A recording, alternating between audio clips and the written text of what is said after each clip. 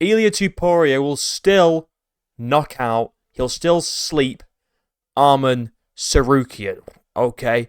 Now, Arman Tsarukyan is the second best lightweight on the planet. He looked amazing in this fight. No flaws whatsoever. But I don't want people getting immediate recency bias and going, oh, Arman submits Ilia. Look how he ragdolled Dan Hooker. Look how he dominated Dan Hooker. You know what I mean? Like, Dan's good. Dan's good. It's Dan Hooker.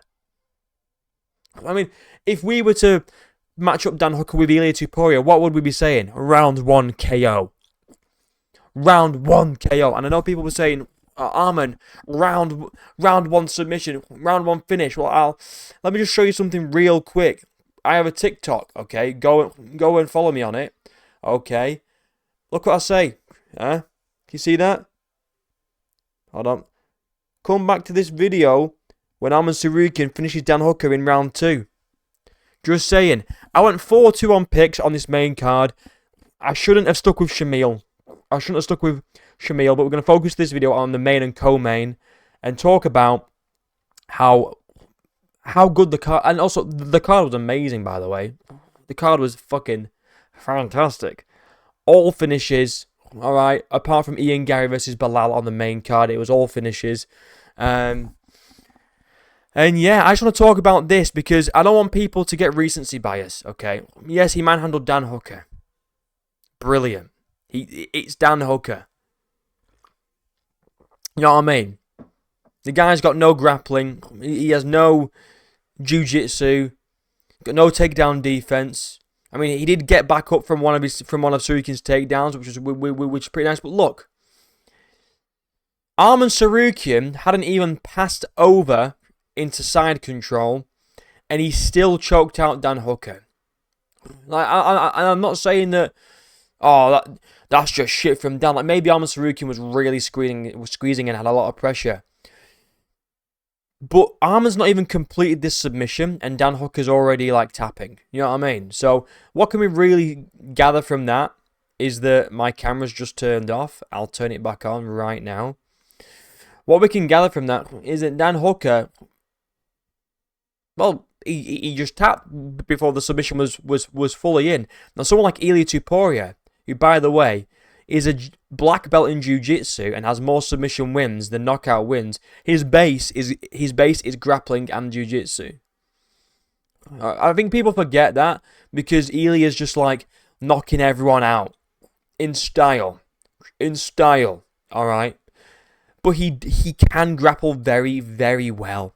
And all people are going to say, well, Bryce Mitchell was able to take him down. Like, yeah, okay, fair. What happened to Charles Oliveira? What happened to Charles Du Bronx Oliveira? Round 1 KO. Flat out cold. And I know this is MMA math, but what happened with Arman Tsarukyan versus Charles? Now, you could argue Ilia Topuria fought a more washed Charles. I don't think so, because Charles looked fantastic against Mateusz Gamrot. And I know that was, short notice, but he still looked fantastic in that fight. So he's not washed. He looked fantastic. He got the finish. Now, I'm not taking anything away from Arman Tsarukyan here, because he looked fantastic on the feet, piecing down up on the feet. And in the grappling, I tell you what, Dan Hooker tried for a guillotine twice. Arman Tsarukyan did like a 360 spin and got out of that shit easy. It was beautiful. I was sat watching it with Jazz, and I audibly said, "Oh, that's beautiful, that is." Twice, both times, because it was. He looked amazing. No ring rust. All right, timer didn't affect him whatsoever. Beat him on the feet. Beat him on the ground. He just is the second best lightweight on the planet. I still think Ilia Topuria will sleep him. And that's not to say that Arman's bad. But I don't want people to watch this performance again against Dan Hooker and say he does that to Ilia Topuria. The guy that's on a back-to-back win streak of Volk, Max, and Charles, all knockout wins. The same guy. Would the fight be close? Yeah. I'll probably say round 3 KO for Ilia. Round 2, round 3 KO for Ilia. I don't think he's going to smoke him in the first round like he did to Charles. Round 2, round 3 KO with a competitive first. So sort of the same thing that Max Holloway did, you know. Did really well in the first round. Second round, Ilia Topuria found his feet. Third round, choo, knockout. I can see that being a thing, you know. I don't want people to get recency bias though and go, Arman fucks him up. Look what he did to Dan Hooker on the ground. Like, okay, cool. Now he did look fantastic. I will give him that. He looked fucking amazing. Great win. No denying. Paddy Pimblett can wait. This is the next contender. If Paddy Pimblett gets a shot over Arman Tsarukyan, I will not be a happy chappy. I'll tell you that. And then we have Garry. Okay, Garry. Okay. Looked fantastic. I mean, it was a close fight. It was a really close fight. Belal landed some really good shots. Ian just did what I said he would do. Tried to keep it at range. Fought at range. Stuffed every single takedown that Belal threw at him. And I know that doesn't really matter against Islam because JDM did the same thing and look what happened. You know, Islam was able to take JDM down even though he stuffed every single one of Belal's takedowns. So does that mean Garry's going to stuff every one of Islam's takedowns? No. Does it give me a bit more faith in Garry to maybe make it competitive? Yeah, it does, to be honest. You know, it does.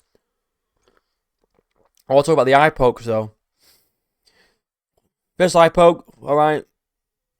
Should have been a point. I thought we were cracking down on eye pokes.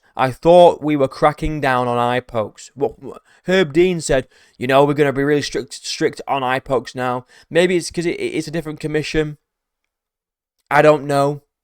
But I thought they were going to crack down on it and start deducting points. I don't know.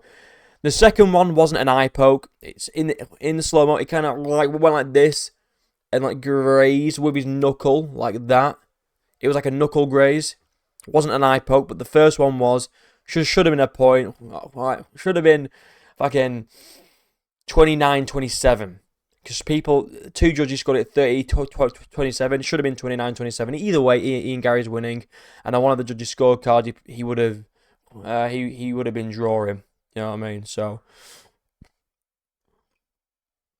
well, he looked good, man. He looked good.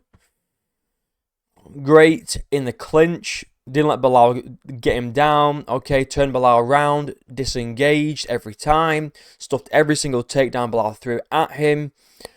Outstruck him on the feet. Belal looked good, though. Belal did look really good. He had some good hands, man. He had some really good hands in this fight. You know, he's not saying that Belal looked shit in there. He caught Ian with some good shots. But Ian was just too much, I guess. Slightly. It wasn't like a domination, but for me, it was a clear Garry win. Not as dominant as I think he would have hoped. I wouldn't be surprised if they gave Michael Morales the next shot based on this performance. But I think Garry should get it because he just beat the number one contender unanimously in kind of like his home region-ish. You know, Palestine, Middle East, that sort of thing. You know, in front of his home crowd-ish. Unanimously beat him. Stuffed every single takedown. You know, just it's more interesting because it's like, oh, he stuffs all of Belal's takedowns. Can he do that against Islam? Oh, Belal had him in a clinch up on the cage and Garry was able to defend and get out of it. Can he do that against Islam? Can he keep Islam at range? Plus, it's Ireland versus Dagestan. Conor and Habib, you know. I know it's not the UFC, but Usman and Paul Hughes, you know. Ireland versus Dagestan 3, maybe. Who knows? Will be interesting. But yeah, I think Garry should get the title shot, man. I really do. Good win for him. I don't think he beats Islam after that performance. I'm not saying that it was bad, but if he like dominated Bilal, made him look silly, then I'd probably be saying, yeah, you know, Ian Garry, I'm pretty confident. You know, it could be 50-50. I think Islam probably submits him, you know.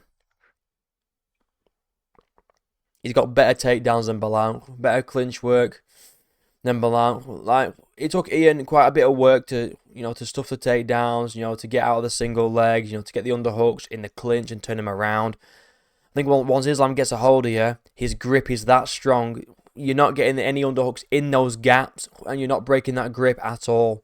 So, I don't know, man. I think Islam's probably going to beat him. And Ilia Topuria is going to beat Arman Tsarukyan. I don't want to hear all this recency bias nonsense of, oh, Arman's going to smoke Ilia, bruh. Arman's going to smoke him, bruh. Look what he did to Dan Hooker. Whoa, you mean the guy with no grappling whatsoever? That guy?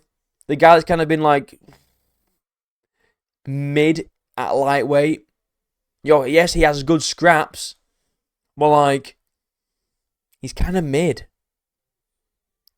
In comparison to like the rest of the top five. What is he? Ranked number 6? In comparison to the top 5.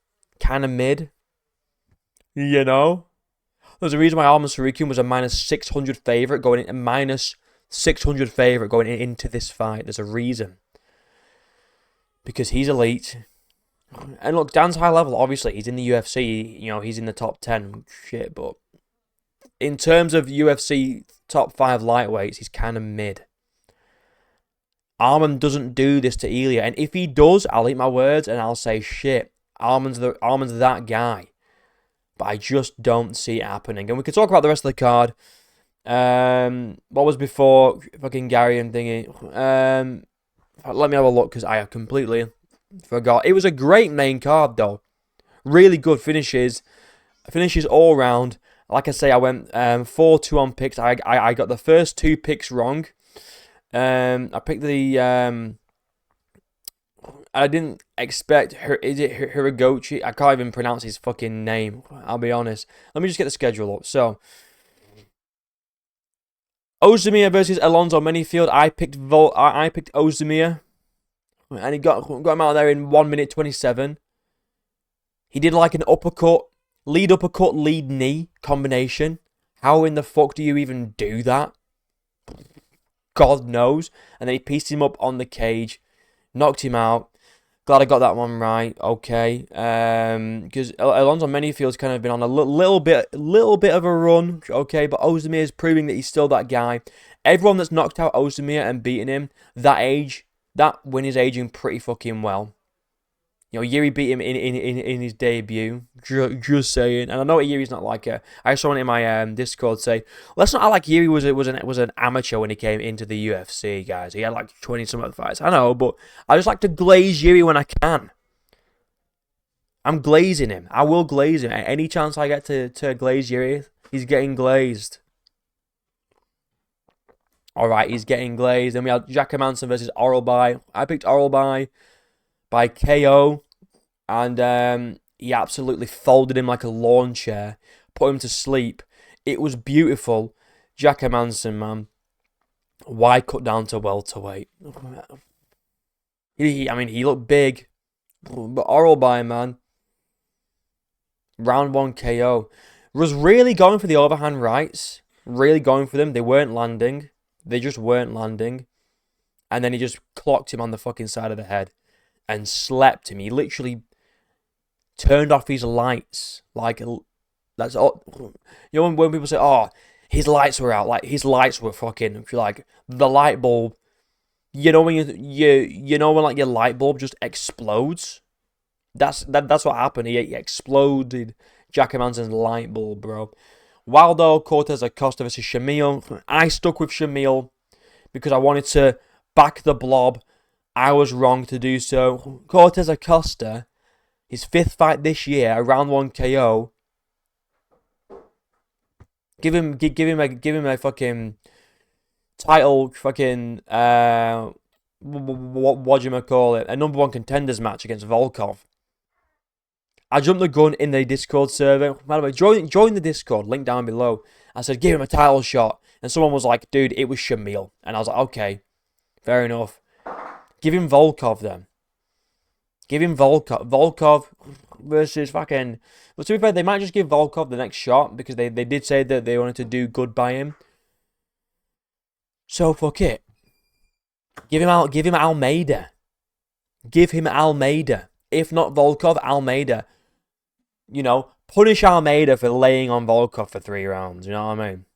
Fucking let's knock that bum out. Shit, man. Let's get him out of there. All right.